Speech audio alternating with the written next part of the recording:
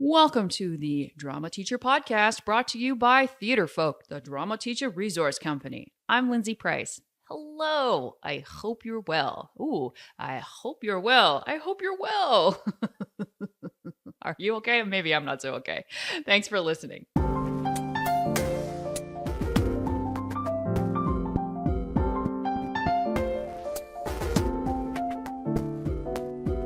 This is episode 207, and you can find any links, there's a lot of links, any links to this episode in the show notes, which are at theatrefolk.com/episode 207.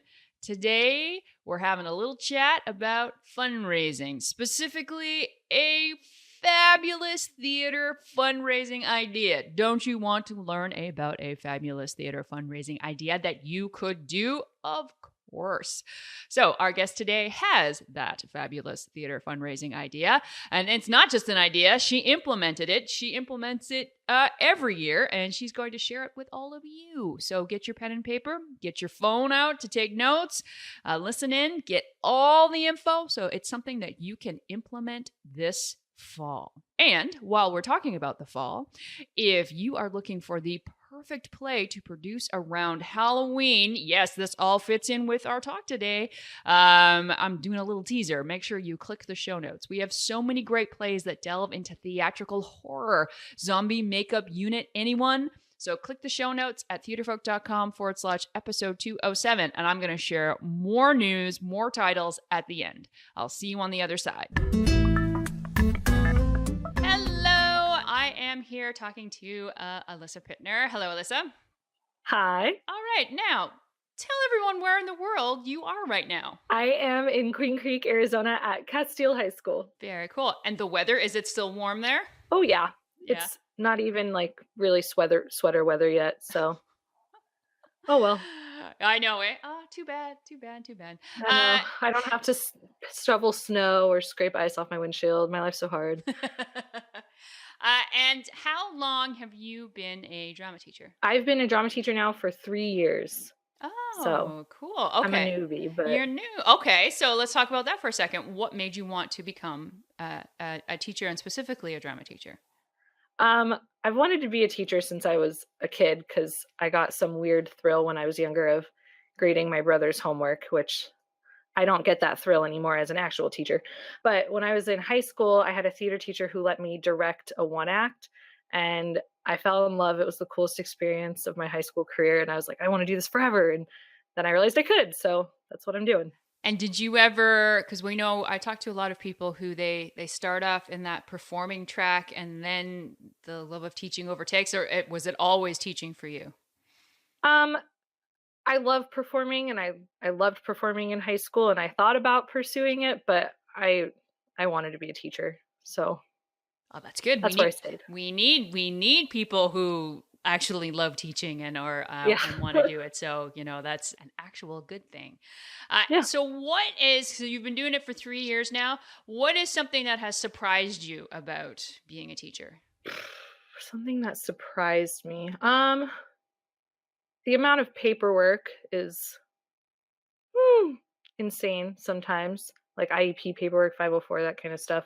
And like how much as like a theater teacher, especially how much you have to like over communicate things like rehearsal schedules and where you're going to be and what time things are over and do you need to bring food. It's way more work than I ever thought my theater teachers did. And so every time I see them now, I'm like, God bless you. Thank you so much. You're amazing. So that kind of stuff. I knew they did, but I didn't know how much we did.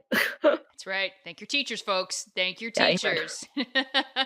And what's and now 3 years down the line, what's the one thing that you love about teaching? I love watching my kids perform, like their final performance scenes at the end of the semester, and watching them go through the rehearsal process, I think is probably the most rewarding thing that we do, because it's like, you're doing it, and especially kids that didn't think they could do it or didn't think they could memorize all those lines. Like, it's really rewarding watching them do it, and they always do pretty well. So it's like, you did it, you can do this. So that's exciting. Oh, it's that whole growth thing, like they can actually get better at something. Who knew? Yeah. Who They never know that they can, but they can. So we're here today, and we are talking fundraising, and we're talking about a very specific fundraising idea that you implement. And I think that there is no better time of year than right before Christmas to talk about doing a haunted house. I think that we've planned this perfectly. Timing is everything. The timing is, as they say, timing is everything. But why not? Actually, I think that any time is a good time to talk about a good fundraising idea. And just loved, hearing the discussion about putting together this haunted house. And I knew that I wanted to have you want to talk about it. So let's start from the very beginning. Why did you decide to do a haunted house? It's kind of a throwback again to my high school because my high school teacher did it my senior year, and it was really fun, and it got a lot of people in, and it was probably our biggest fundraiser of the year. So I was like, why don't we do that? And I just kind of went for it. Awesome. Okay. And then how long do you take to prepare to put on your haunted house? We start preparing pretty soon after we get back from summer break. So probably like 3 to 4 weeks into school. Just not even like really gathering things, just brainstorming ideas and deciding who's going to do what and that kind of stuff. But we start pretty early. So what do you say? You take like a month, like 2 months to plan everything from beginning to end? Just about, yeah. Okay. See, that's good to know. You can do most of the planning. That's good too. It's really great for me because when I say I do the planning, it's really they do most of the planning. So I just am there to approve. That's kind of nice. We have a comment that someone is suggesting that we're doing a haunted house now. No, we're not doing haunted houses now. We're just talking about doing a haunted house now. You're absolutely right, Anna. Doing a haunted house at Halloween, that's exactly when you should do it. That's the perfect time. We're just talking about it. Alyssa did one back in October, and we just have the time to talk about it now, so that's why we're talking about it now. And actually, I'm doing this as a podcast, and that's going to come out later in the next year, and it'll make much more sense. Yes, it will. Okay, so it takes about 2 months. And what is the structure of your haunted house? Is like where does it take place? How long is it? What is the structure of putting it together? We do ours in the science labs of our campus. So the reason being is because there's tile floors, so you can do fake blood everywhere. And they each have 2 doors, so it makes a really easy path through the haunted house because you can use both the doors and go through instead of having to like turn around. So we have about 10 rooms. So the total time through the haunted house is like around 10 minutes, unless my kids rush, and then pacing this year was a slight issue, but it's usually around 10 minutes. That's pretty awesome. Like, was it hard to convince the science department to let you do this? No, because my admin was pretty supportive and their department chair was really supportive. I'm not sure they were all super thrilled with the idea, but I work at a really supportive school, which is lucky. The one thing that we need to do better is making sure that like we're all on the same page of like, make sure your room doesn't have anything in it that you don't want kids to touch or see, because there's way more of them than there are of me. So that was something that we probably should have communicated a little better, because a few things got like bumped around, like papers that needed to be graded, and like a project got bumped and fell over, and like we should have just communicated better that stuff needs to be put away so that they stay supportive forever. But they were pretty on board with it when I told them like, we'll clean up and we'll make sure it's as good as it possibly can be when we leave. So well, that's like 10 rooms plus students plus like when you talk about communication, like what a huge communication project this sounds like.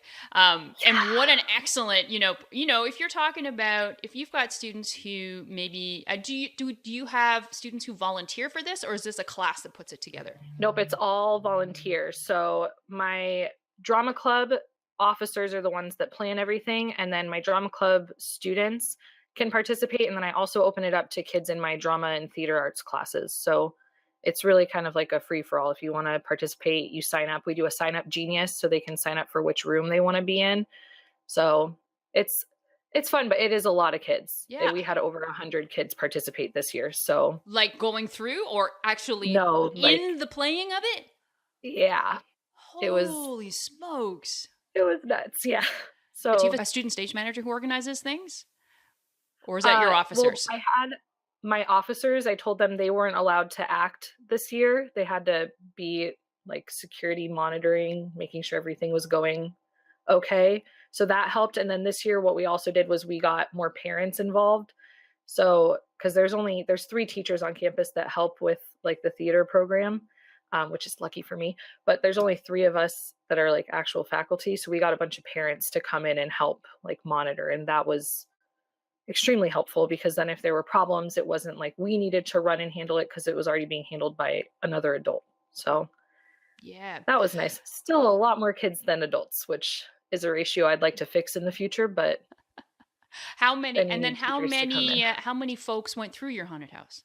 We had we had over 500. I want to say this year it was like 540 go through the haunted house, which included like duplicates. So there's less people, but 540-ish paid to go Yeah, through. and then how much did you Yay. charge? How much did you charge for a visit? $5. Okay. So we did an adult haunted house, well, adult like the big kids haunted house, and then we did a little kids playhouse, which was like decorating pumpkins and coloring and doing Halloween fun stuff that's not scary, and that was $3. So that way parents could bring, because we have huge families at my school, so that way parents could bring their older kids and their younger kids and just be there all at the same time. Yeah. So it was nice. Yeah. It was good. Okay, so we're gonna let someone else do the math. So five dollars a ticket, 500 people going through your haunted house, and then let's go on the other side. How much of a budget did you have to spend on your haunted house? We didn't spend anything. You didn't spend anything. How Actually, come? How nope. did that work out? We did a sign up genius for donations. So I told students if you want to participate, you need to bring at least one item.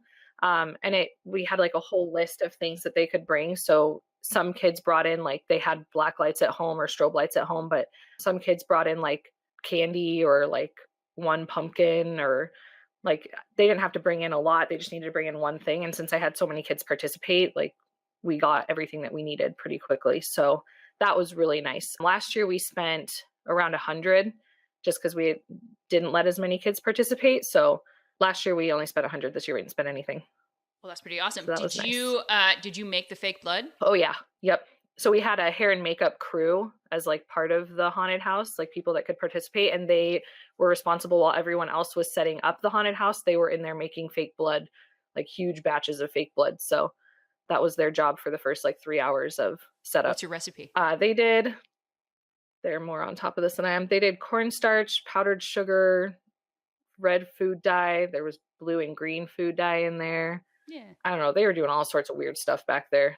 I was like, you guys can handle the gross stuff. I'll stay away from that. But isn't that great? Okay, so let's just, just to break down numbers, that one, you're not doing this alone. I think that's pretty important. When you're talking about effective fundraisers, one, you're not doing it alone. Two, that you have senior students who are more than one who have to organize it, that they organize it. They're the ones who created it. Did they come up when they were creating it? Did they, was there a very well written out script? Did they do scenarios? How did they write down the whole thing? So what we do is they come up with like a concept for their rooms, like insane asylum. We did like a crazy clown room, a mask room. Like they come up with what they want their room to be. And then they give me a list of everything that they need for their room, like what is in their vision. And then I get to tell them yes or no to those things. Like one kid asked for a refrigerator this year to put a head in. And I was like, I'm really sorry. There's no way we're going to get a refrigerator. And they tell me how many actors they need and then what they want their actors to wear. So I can put all that in the signups, because kids also brought their own costumes this year, which was really, really helpful because we were in the middle of musical season and I was like, I'm not doing costumes for this. So they come up with the concept and they plan everything. And then it's not scripted at all. They just we have like 2 meetings before the haunted house where they tell their actors what they want them to do and like the different things they want them to say. And they kind of assign like mini roles, like, okay, you're going to be one of the patients that's being operated on, and you're going to be the crazy doctor. And they kind of tell them like what they want. And then everything's basically improv through the whole thing. So there's a lot of screaming, but it goes very well. So Well, I think so far so good. it's a notion of that there is some structure, which I think is probably important Mhm. to get out there. That someone is creating a structure for the room and who the characters are. And I love the idea that anybody who wants to participate, because you are dealing with volunteers and you're trying to do this as a fundraiser, that they have to bring their own costumes. And that's sort of a element to their participation, and also that they're given a structure in terms of who they are, but then they're also given some flexibility within that structure that they can have some fun. I'm sure that like it must be the most fun that some of these students have all year. Just being some creatures and getting to scare some people in a structured environment. Oh yeah, they love it. It's hilarious. They have more energy at the end of the night than they do at the beginning of the night, and all the adults are like, "Oh my gosh, let's go home," and they're all like, "Whoa, that's amazing!" So it's a lot of fun. That right there in a nutshell is the difference between being 15 and being 35, 45. It's like at the end of the day, you're like, I'm done. And they're Yeah. like, we could go all night. Let's go. Yeah, they were literally running around the hallways this year, and I'm like, "No, guys, it's too much. We gotta tone it down. You gotta be calm."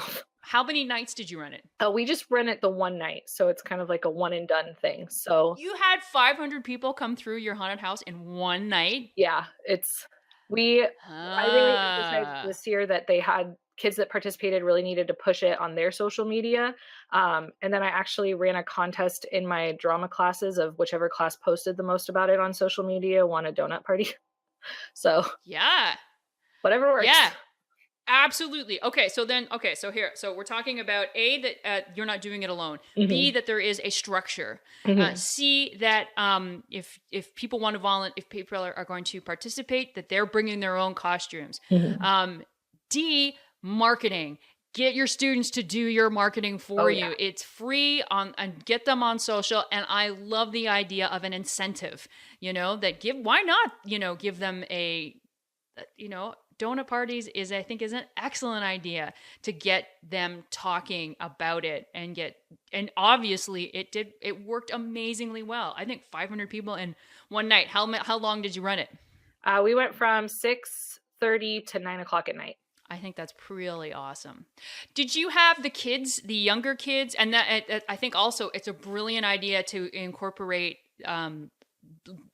levels, right? That's it. Here's the big kids, but there are also the little kids. Have you done that before? So we did it last year too, but this year went better because last year we didn't think that many little kids would come just because of the time of night, but we had a lot of little kids, so we didn't have enough space for them. So this year they had like their whole own little separate wing of the building to spread out because there was a lot of them, which was nice because then their parents don't have to like be sardines in the room, like watching them paint. They got to like sit down and relax and stuff. So that was nice.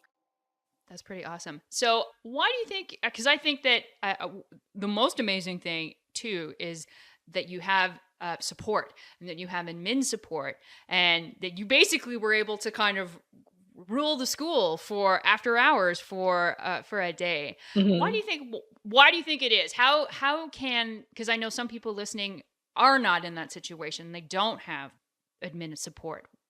What advice would you give to sort of help cultivate that? I think what helped us with getting admin support of this event was that when we first proposed it last year, we had a very clear plan of what we wanted it to look like. And we had kind of laid out like, here's what's going to happen.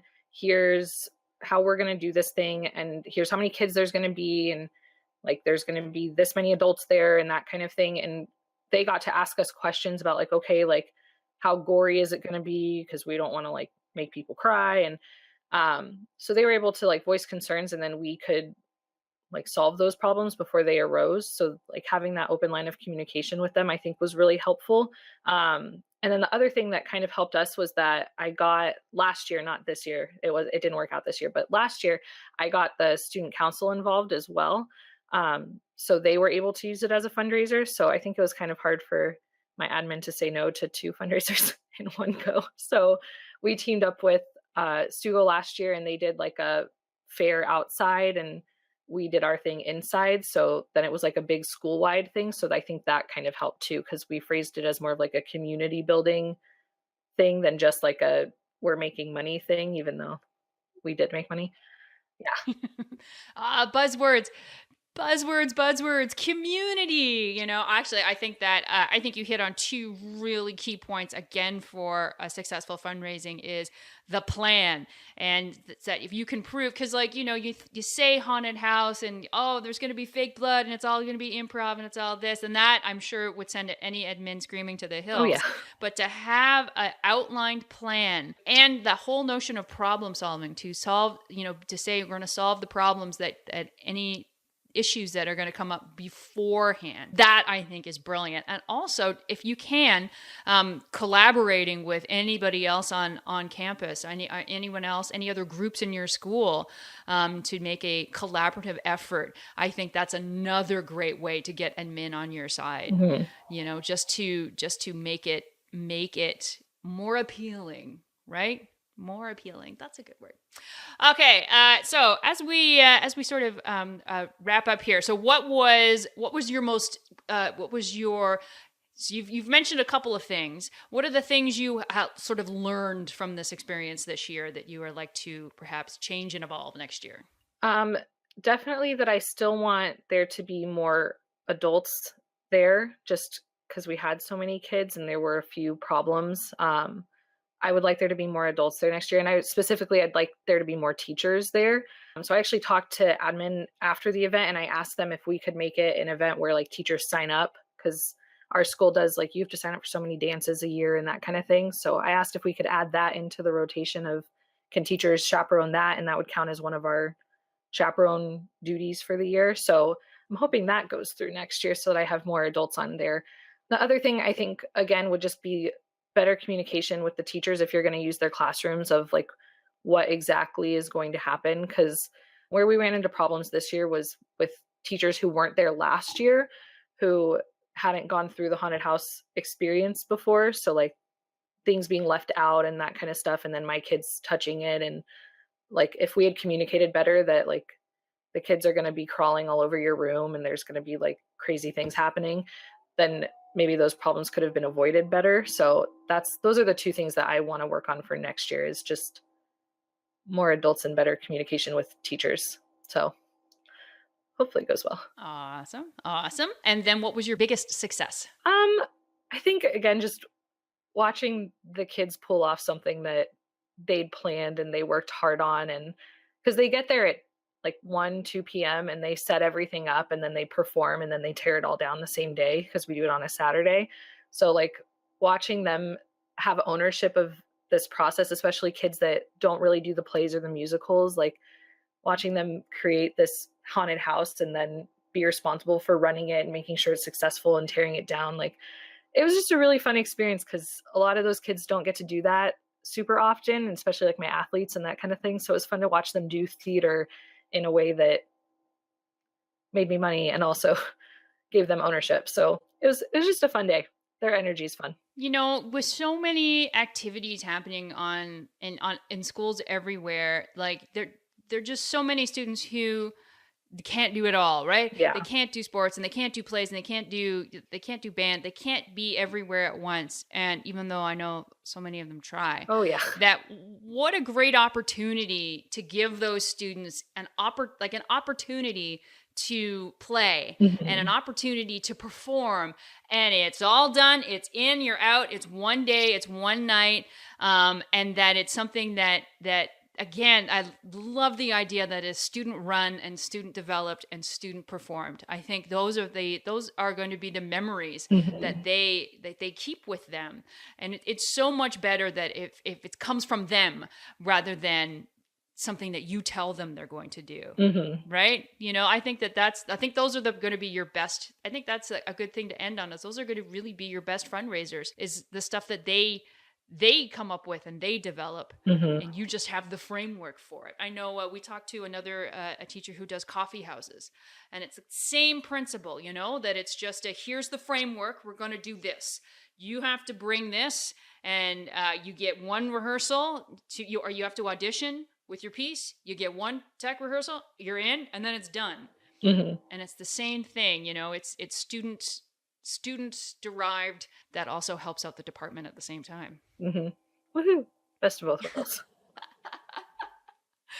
And what's your one piece of advice for someone who is thinking about next year, later next year, much later next year, of trying to put something like this together? What would be your one piece of advice for a teacher? Come up with a game plan early, especially where you're going to do it exactly, and have a plan of how people are going to get through, because that's, I think, the biggest planning hurdle is deciding where it's actually going to take place and how you're going to get guests through the haunted house, because from there everything kind of falls into place. But you need that plan before you can really do anything else, I think. Planning is life. Planning is good. Planning's always good. Checklists. Oh yeah. Make your checklists. Alyssa, thank you so much for taking about a couple of minutes and just sharing your experience and sharing an awesome fundraising idea. Thank you so much. Thank you for having me. It was fun. Thank you, Alyssa. Before we go, let's do some Theatrefolk news. All right, it's time to get your horror on. That's very hard to say. Horror on. Let's talk about horror. Specifically, ghosts, ghouls, monsters, headless horsemen. You can do a horror play, a play that your students are going to love and perfect for that October production slot. We've got them all. They're in the show notes, theatrefolk.com/episode 7. But let me tell you all about them. We have Horror Movie 101, Failing Can Be Deadly, a collection of 5 hauntingly humorous plays. Do them individually, do them all.